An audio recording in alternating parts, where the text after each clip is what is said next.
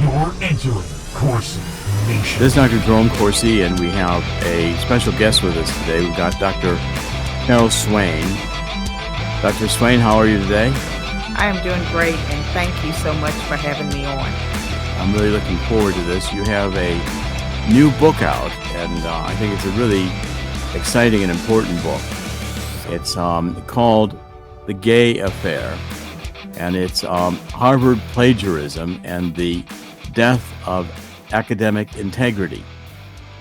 Now, this is really interesting because Claudine Gay was the president of Harvard, which is, I think, probably one of the most prestigious positions you can have in academics. And yet she was found to be a plagiarist of her doctoral dissertation. And one of the people that she plagiarized from the most was Dr. Swain. And so this is really extremely interesting because I think it demonstrates the corruption of this DEI, diversity, equity, and inclusion agenda that has dominated our universities, and especially interviewing Dr. Swain this week, right after President Trump has been reelected and now has been reinaugurated as president, and has, in fact, yesterday, by executive order, ended all DEI programs in the federal government, closed down the DEI departments throughout the bureaucracy. It's really timely that we have Dr. Swain on to explain her book and what happened to her and what she learned from all this, which is going to be fascinating. So, Dr. Swain, welcome, and congratulations on the publication of your book. I'd like to point out, too, that the release date was January 2nd, 2025, which is the anniversary of Claudine Gay's resignation from Harvard. That's interesting. Was that coincidental, or were you able to arrange it? It was done deliberately. Deliberately. Okay, yeah. Well, touche.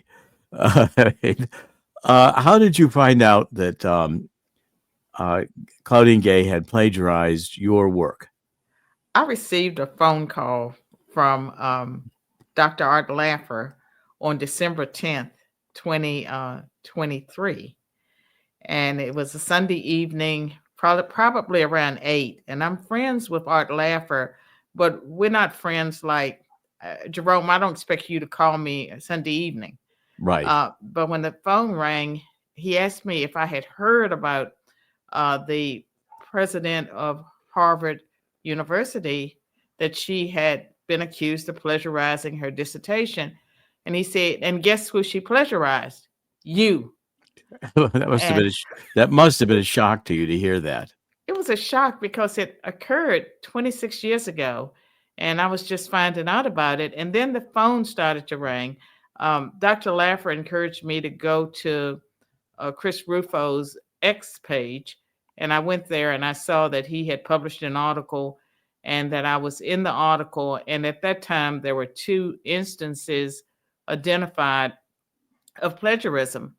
And I did not want to rush to judgment. I wanted to read her work before I decided how serious it was, because at that time I was willing to give her the benefit of a doubt. I thought, well, maybe it was accidental. Maybe, she just left off quotation marks. But I started reading her work and I became very, very troubled. That was my first reaction, was being troubled. But then when Harvard very quickly came out and defended her and said that she had not engaged in plagiarism, but duplicative language without attribution, then I became angry. And that anger consumed me for several weeks until I was able to work my way through it. And I did work my way through it. I calmed down totally. And then January 2nd, when she released her statement and she resigned, she blamed racism in part. And then that caused my blood to boil. I'd already been contacted by an attorney who said he wanted to take the case pro bono. I contacted that attorney and I told him that he could send his demand letter to Harvard. Right. And the work that she plagiarized, what was the work of yours that was plagiarized? It's my first book, Black Faces, Black Interests, The Representation of African Americans in Congress, published in 1993, updated in 1995. And it came out of my own dissertation research that was funded by the National Science Foundation that involved me traveling around with white and Black members of Congress to answer the question, how well does the U.S. Congress represent African American interests? And that book won 3 national prizes, including the highest prize a political scientist can win. That at the time that was the Woodrow Wilson Foundation Prize. The name has been changed because Woodrow Wilson is no longer he's politically incorrect. And it won the D.B. Hardeman Award for Best Book on Congress and shared the V.O. Key Award for Best Book on Southern Politics. And so the book was a splash, and its biggest contribution was that it identified a trade-off between a descriptive representation, having more people in office who look like you, and substantive representation, having people who support your agenda. And I argued that political party was more important than the race of the representative.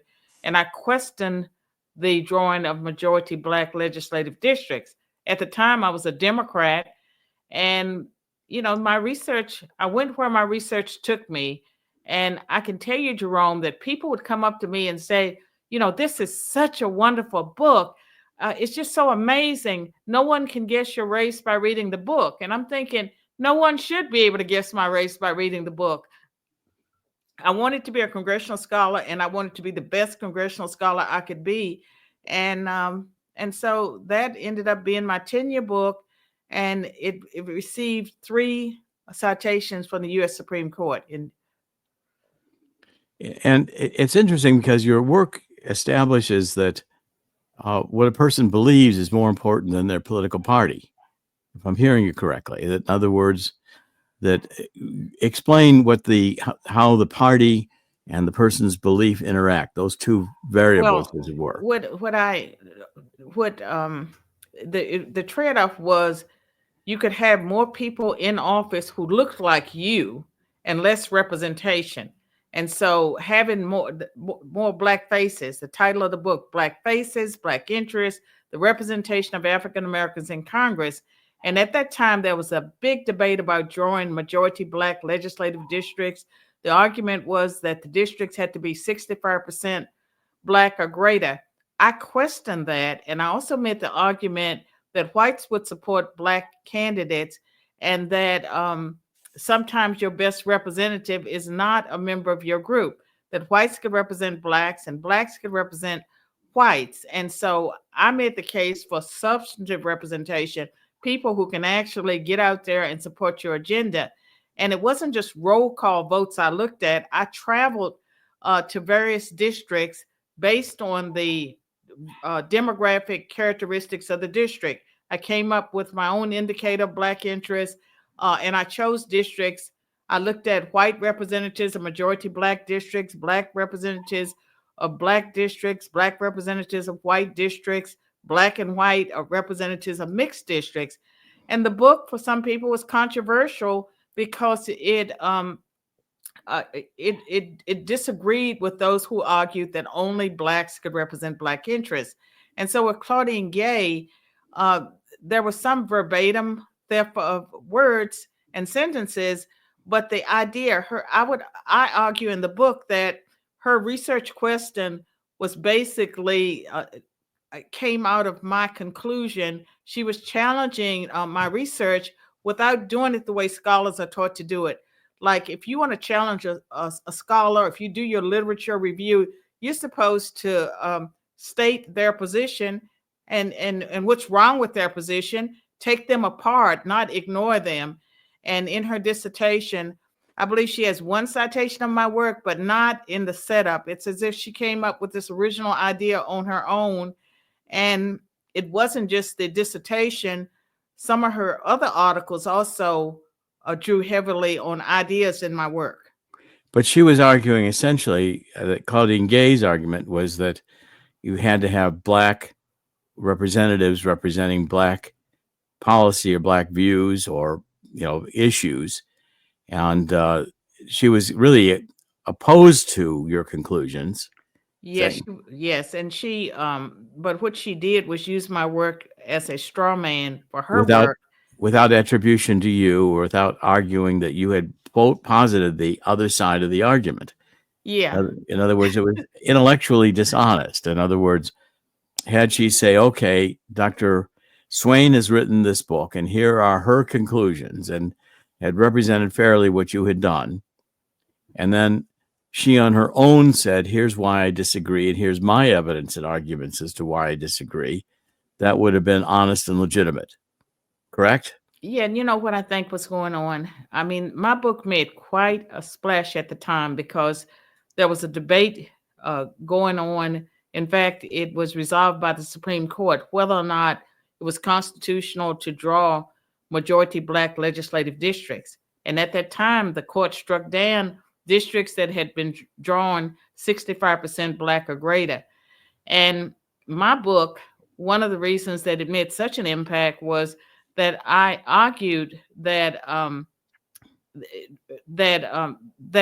that it was not the right strategy to draw the overwhelmingly black districts, that they were not needed because whites would support blacks, and that black representation was contingent on Democrats being able to organize the Congress. And if the Democrats ever lost control of the Congress, they would lose black power. And that happened the year after my book was published. And at that time, there was this hue and cry by the NAACP and all kinds of progressive groups saying that black representation in Congress was going to end. One person argued that the number of blacks left in Congress would fit in the back of a taxi cab. I wrote a Congressional Quarterly article that the blacks would be reelected because of the incumbency advantage. And so, I mean, I just did good political science, and I was right. Well, and there's a fundamental point here, which is that a lot of the civil rights legislation, going back to the Johnson administration, has been predicated on the fact that, race is a critical determinant of what somebody's going to believe or how they're going to behave. So therefore, racial preferences, in order to account for or to redress past discrimination, would be required, and that only through that could black interests be fully representative in the legislature and legislation and public policy. And Yeah. what you're saying is basically that, that whites can and do support black people, understood on the basis that we're all human beings, that race is inconsequential. Well, let me tell you that this book, again, was published in 1993. And as part of my research, uh, I looked at the districts very closely, the registration levels, voter registration levels, and turnout. And at that time, 40% of the blacks in Congress were being elected from districts that were not majority black on election day. Because once you factored in the registration levels, the turnout, they were already being elected by whites. And so uh, it was controversial when I argued that whites would support black candidates, and when blacks lost, they lost because of their liberal views and not because of their race. Because even then, it was clear to me that Democrats that had a problem with race, that they probably, they probably had gone elsewhere, that was not going to be a huge detriment to blacks getting elected in the 1990s. So that was pretty much my argument. I won the national prizes. I got early tenure at Princeton, but I also got labeled as a conservative. And in the book, I argue that there's no way that Claudine Gay's dissertation committee was not aware of my work. And it was, in some ways, it may have been like a canceling because they needed a high profile black person to counter what I was saying. And I think that cancel culture, we labeled it a few years ago, but it's been going on for a long time. And and I don't think it's uncommon for progressives to not cite the work of people that they deem as conservative. And at the time, I was a Democrat. I was not seeking to become a Republican. I was just seeking to be a good political scientist. Right, but your argument had political consequences, Yes, it did. and so suddenly you found yourself being repudiated by Claudine Gay, who is a rising star in the Eastern University establishment and kind of deemed to be, the kind of person that could be promoted to be president of Harvard, based on her leftist ideological orientation and her attractiveness as a person. And so therefore, Well, when you they know refuted something. when they refuted your arguments, they didn't even give you the acknowledgement that you existed. They didn't even want to. They just ignored you entirely while refuting you, and it was kind of like a wink, wink to those who knew what was going on, that they knew you were being refuted, but they didn't want anybody reading your work on its own or evaluating it independently. They didn't want you to be seen. Well, I mean, that's true that there's been a not wanting me to be seen, Right. but Claudine Gay was a student while I was at Princeton, and I heard of her, and I talk about the fact that I heard of this brilliant Black woman at Harvard, and that's all I could hear about this brilliant woman. And I did not realize that I didn't follow her work closely because my work moved in another direction. And that is why, and as I became more conservative, I sort of stopped going to the meetings, and I was totally unaware that her work had tracked so closely my work, her early work, and that these things had happened. I'd never read her dissertation. And so it was 26 years later that I discovered what happened. And then, then when I read her work and saw all the places where she should have cited me and she didn't cite me, and when I did my dissertation, I guess I had a book on how to write a dissertation. I did a thorough literature review, and there is a scholar who's deceased now named Hannah Pitkin. She wrote the seminal path-breaking book on representation, and so I cite Hannah. She doesn't cite Hannah or me, yet she's dealing with representation. And so there were so many shortcuts in her research. And I believe that it was because she had the right pedigree. She was from Phillips Exeter Academy, undergrad education, Princeton and Stanford, PhD, Harvard. And she just was perfect for the narrative. And I believe that she was pushed and that the progressives did not care because I was not important enough. And also, they didn't want to acknowledge you, so few would go and actually seek you out and read what you had written. Had you Yes, been that's true. acknowledged, had you been acknowledged, it would have drawn attention to your work, and serious scholars would have said, "Wait a minute, this work demands some attention." They didn't want to risk that, so you were already canceled while in the process of being plagiarized and refuted. Well, you know something, the journalist that I discuss in the book who uncovered the plagiarism, apparently the rumors had been circulating for years, and Dr. I'm not Claudine Gay. She cited some of the derivative work of scholars, and she plagiarized some of those people who actually cited my work and built on my work and handled it the way they were supposed to handle it. She cited them, but not me. Well, she was a picked rising star. She had the right qualifications, starting with that she was woke and intellectually aligned with the values that this hard left wanted to promote. So she was picked for that she fit their narrative. She embodied their narrative. They could represent her as brilliant. They didn't mind that she stole. She was politically on the side of the argument they wanted to advance. And the left has always utilized the divisions of race. In other words, to say that, only blacks can represent blacks, only blacks can understand blacks, racially defining how knowledge is organized, when the fact is knowledge is not race dependent. Right. And that's what your work revealed, is that knowledge is what people believe and how people think is not race dependent. And there are bigots on every side of the race card that you want to play. And there are people who are sympathetic and understand that race is not a determining characteristic, which is, if you go back to Martin Luther King, was his whole position was, we want equal opportunity.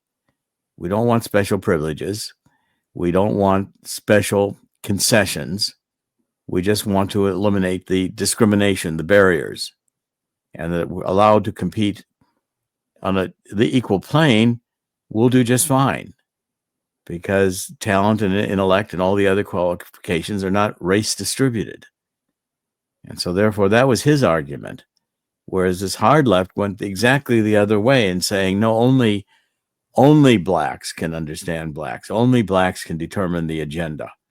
And my research question that sort of started the idea for the dissertation came from all these articles I was reading that made the case that Black representation would soon end because there were only 2 majority Black districts represented by white people, Lindy Boggs in Louisiana, Peter Rodino in New Jersey, and that as soon as those districts were claimed, Black representation would end. And so my question was, is it really true that only Blacks can represent Blacks?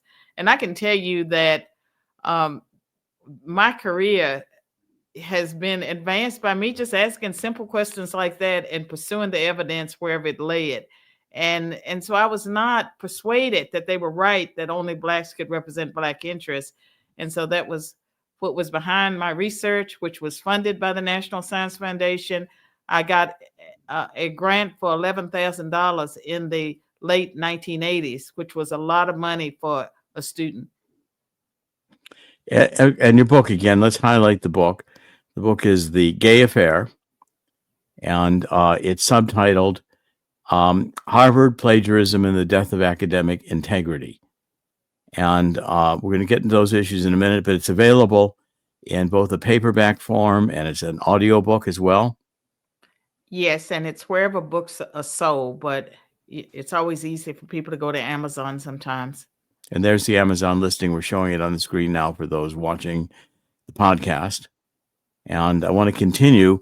You also discuss in your book Kamala Harris, and that she was a plagiarist as well. You want to get into that subject? Because that's pretty interesting, given that she just lost the presidential race rather significantly in a landslide to Donald Trump in his reelection effort, and lost the popular vote, lost all the swing states, and lost a substantial majority in the Electoral College. So it was really a solid win for Donald Trump over Kamala. And I don't think it had to do with race as much as it had to do with her radical leftist orientation or woke nature. And she was just a terrible candidate with a very indistinguished background. And in that background, you revealed it included plagiarism, correct? Yes, and also in the book, I talk about plagiaritis, that there's a pandemic affecting higher education. And so the book is not just about Claudine Gay, it discusses other high-profile plagiarists and the fact that there is no accountability. And yes, Kamala Harris, it was exposed during the campaign as having lifted passages from other research for her book on crime. And it seems to be that there seems to be a trend afoot among the left to redefine plagiarism. Harvard tried to do it when they called Claudine Gay's actions duplicative language without attribution. And I think it's very dangerous for higher education because it sends the wrong signal to lesser institutions, and also through K through 12 education. There are teachers out there trying to drill in their students proper ways to do research with integrity. And meanwhile, you have our leaders cutting corners. Well, if you can, your book, the death of your subtitle, The Death of Academic Integrity, is really, I think, at the heart of what your book is about. Yes. because what your argument, as I read it and look at it, is that essentially the academic enterprise has become politicized. And so therefore, as long as your conclusions are sufficiently to the radical left, neo-Marxist or cultural Maoist or critical race theory, critical gender theory, it doesn't matter that you follow the rules of not being a plagiarist, of proper attribution of sources, of direct quotations being represented as direct quotations. I mean, fundamentally, the radical left is legitimating intellectual theft. They are. And they have the media, because you're not going to sell very many books if you cannot get exposure for your ideas. So it's almost impossible if you're conservative, unless you're, well connected. You can get on Fox, on a regular basis, or Newsmax. For the most part, the left will not give conservative scholars the same attention. And with my book, Black Faces, Black Interest, the representation of African Americans in Congress, I was at Princeton, but I was also a Democrat, and I was supported by Democrats that were concerned about where our country was headed. And so my book got lots of attention.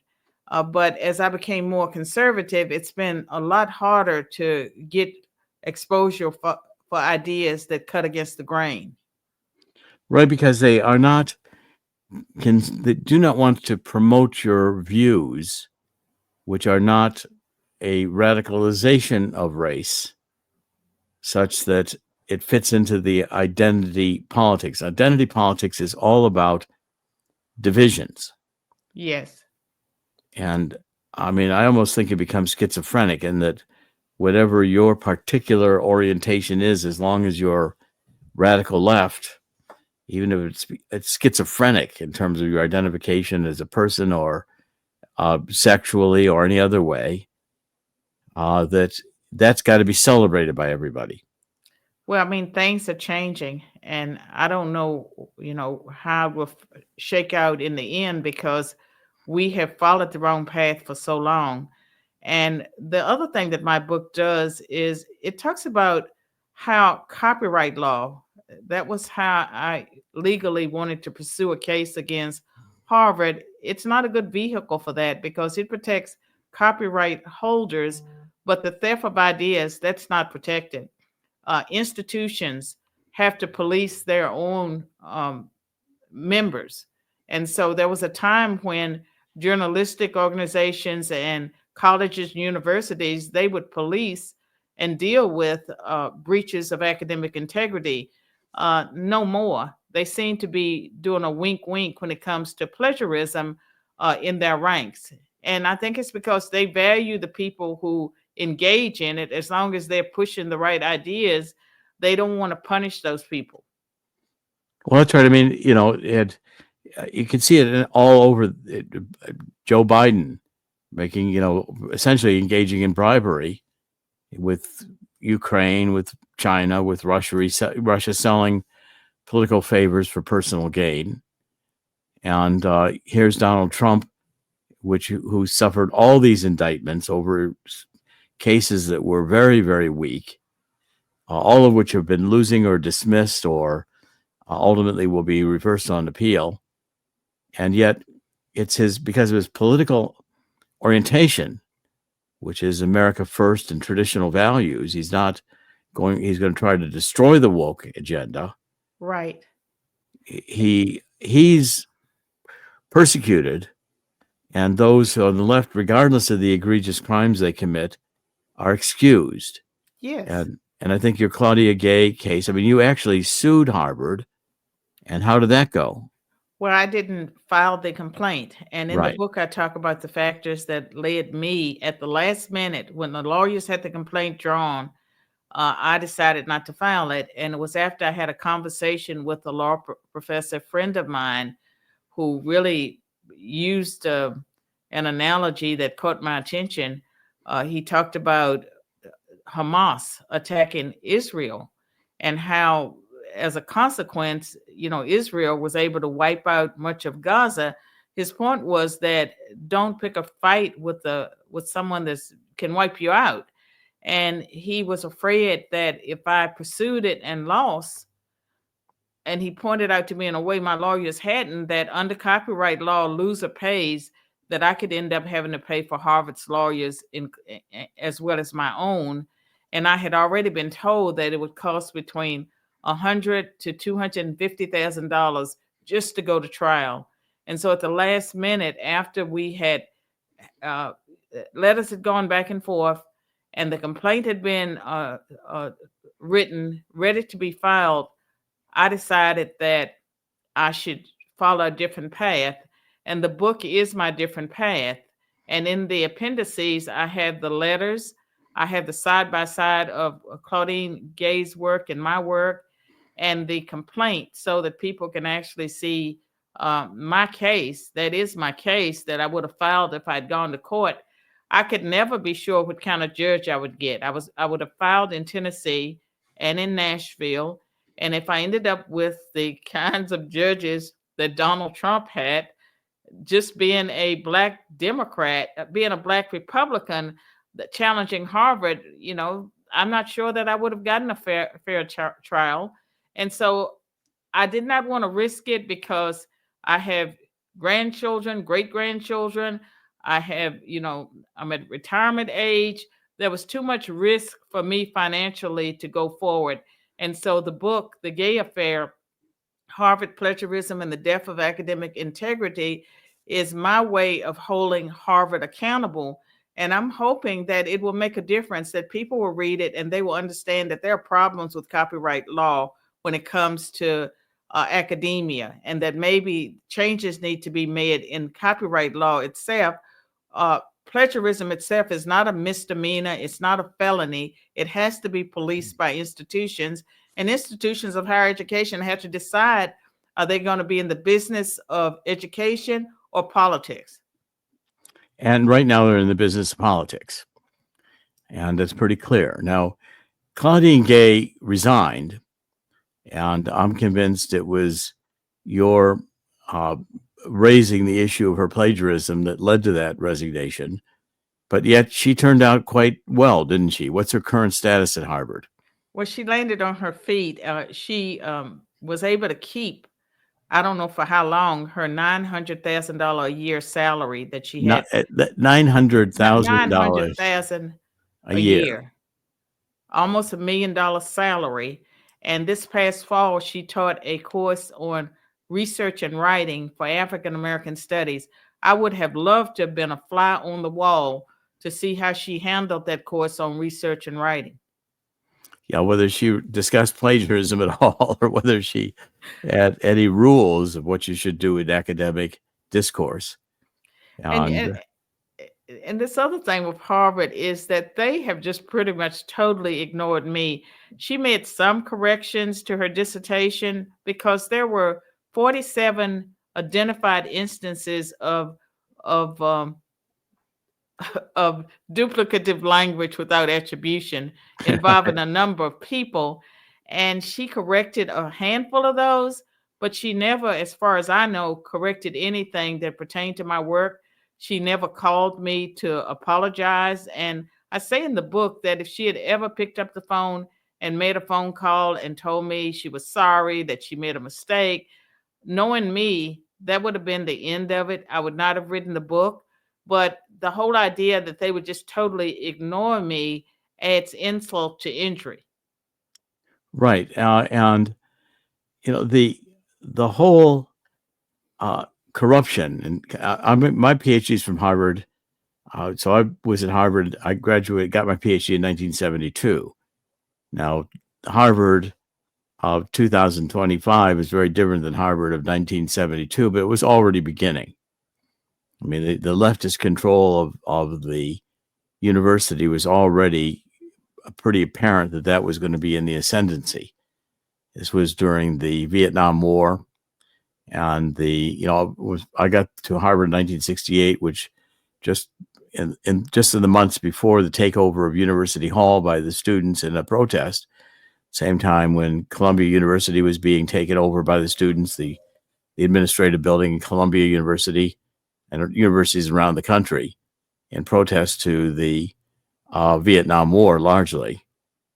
But again, this was on the heels of the civil rights movement. It was on the whole issue which had been developing that was moving far left of Martin Luther King, who was, by the way, a Republican. I know. And not a Democrat. And the whole nature of the debate, which has become radicalized towards race and not follow the path that Martin Luther King had wanted it to follow, ironically, I think has ended up with a society in which, in general, there's much less racial discrimination that I see in the society today as when I was a child in the 1950s. I was very aware of it in the 1950s. I would fly into Washington National. I spent a lot of time in Washington, even as a kid, with my father and just in general. And you'd see the lunch counters, and the black women and men would be serving the food, but the cashiers would always be white. Right. And I noticed that right away when I was just a child, and said that this just isn't right. I mean, it just had but that's gone to a large extent. That's gone. And now the use of race has become to the discrimination of whites.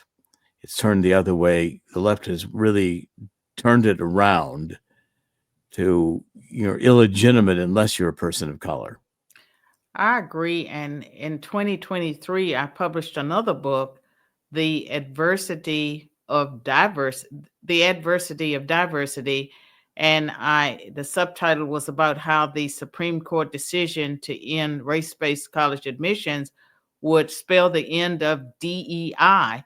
And that was published August 2023, and pretty much totally ignored. I got it right. And in that book, pretty much I say that we got it right in the 1960s when we passed the 1964 Civil Rights Act. It was closer to the Equal Protection Clause of the Constitution, and that Americans, they don't have a problem. We want non-discrimination, equal opportunity, and outreach. Those are the values and goals that Americans endorsed. But DEI became affirmative action on steroids. And when President Trump signed the executive order ending the DEI in the federal government among contractors, he also signed an executive order ending affirmative action. So, Dr. Swain, I think your book is really about the death of the academic integrity, and it's making some very important statements about the nature of racial relations in the United States, because I think we're seeing now the end of DEI, certainly with Donald Trump, and the Supreme Court moving towards saying that racial preferences are inherently suspect, which means that kind of the original Martin Luther King idea of racial equality, equal opportunity, is being revisited and reinstated. And I think that's really, where we need to go.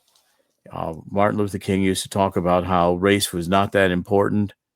It's not a defining characteristic in human beings, and that there's blacks who have excelled in every area you can think of endeavor. And what is fundamental in the human condition is the ability to raise children and return to God, have families, and develop a culture that is based upon learning and respect for God and honest values. And I think you would agree with that. I would agree with it. And I would also point out that, it's been about 60 years since the passage of the Civil Rights Act of 1964, and we are at a new place in America. There are probably close to 8 states that are either majority, minority, or will be so soon. And so the old ways of doing things have to change or had to change. And I believe that President Trump's decisions with the executive orders was absolutely the right thing that needed to happen. He had the courage to do it. Now, going back to Claudine Gay, in the book, a couple of places I point out that I see her as a victim of DEI, as someone that was pushed further than she should have been pushed. The record that she presented for tenure at Stanford would not have gotten her tenure at Princeton when I earned my tenure. And there's been a lowering of standards. In the preface of the book, I talk about Bowen and Bach. They wrote a book in 1998, The Shape of the River. And in that book, they talked about affirmative action and the need for it, and that if you didn't have aggressive affirmative action, that you would not have Black leaders. And I believe that Claudine Gay and some of the Blacks that we've seen since then, some of the younger ones were pushed through under a standard that was much lower than previous generations of Blacks who made it into academia. Well, I think that merit is the fundamental issue in all human endeavor. I think it's one, again, that the left has opposed. It's given participation awards in sports instead of winners and losers. It's done all kinds of things that try to emphasize that these, should, who you are should determine the result, not whether your capability to perform the task. And we've seen the results of that, and that companies that are led by DEI are not producing the most effective products. And, you can't have airplanes where the doors fall off, or the airplane ceases to work in one way or the other. It's got to be built correctly. But And, I would also say that the divisiveness that's come out of the aggressive critical race theory and DEI has been detrimental to our society. And there's a strong sense of entitlement. And there are many people that have been taught to believe that someone has stolen from them, that had it not been, for white oppression, that they would be further along. And I believe that those ideas have been detrimental. They've set Blacks back and other groups, and there has been a lowering of standards pushed by white progressives. And when it comes to plagiarism, it's not just something that Claudine Gay and Black scholars have engaged in. There are plenty of high-profile white people that have also engaged in it, and some of the ones that were charged or with plagiarism: Doris Kearns Goodwin, Stephen Ambrose, Kevin Cruz, and Malcolm Gladwell. There are lots of people that are white. And what I see is that progressives have just redefined plagiarism, especially when it involves people that they value.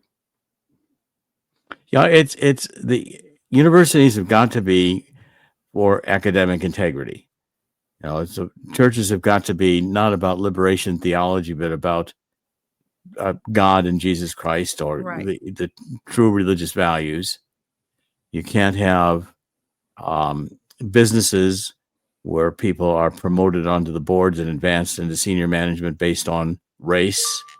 They have to be able to do the job. They have to have the qualifications that ESG is not going to produce the kind of earnings that a truly gifted and qualified management should be able to produce. And so I think we're realizing that the lowering of standards is a very bad idea. And so therefore we may be going through and I hope we are, a corrective period of time where, and I think your book, The Gay Affair, contributes to the argument very significantly. I hope people will read it and will study it and think seriously about it. Now, are you in academics today? What are you doing right now? Well, I took early retirement from Vanderbilt in 2017, and I reinvented myself as a political commentator, author, and I have 3 small businesses. But I left academia earlier than I anticipated because it was not a good environment for a Christian conservative. And so pretty much I could not afford to take Harvard on. And with Harvard having a $53 billion endowment, there are very few people who can. And I would like this book to be part of holding them accountable. And perhaps there are people that are on the that among the Harvard alumni like you, or the administrators, or people who are committed to higher education, who will begin to change the culture on campuses. It's important for institutions of higher learning to police themselves. I agree, and it's got to start happening. And I commend you for writing this book. I think all the books you've written and your work has been excellent. I think your scholarship is superior, and your thinking has always been outstanding and challenging. And this book deserves to be widely read. So, Dr. Swain, thank you for joining us, and good luck with this book. Let's again show it, Chris, so we can show the book. It is The Gay Affair, and it's Harvard, Plagiarism, and the Death of Academic Integrity by Dr. Carol Swain. And it's available in bookstores. It's available at Amazon in a paperback and in an audiobook version. And Dr. Swain, good luck, and I hope to see you soon, and God bless. Thank you for joining us today. And I always end up by saying, in the end, God's always going to win. God will win here too. Thank you. And I commend your work, and I'm proud to be your friend. It's mutual. Thank you so much. God bless. Thank you very much. Good luck with the book.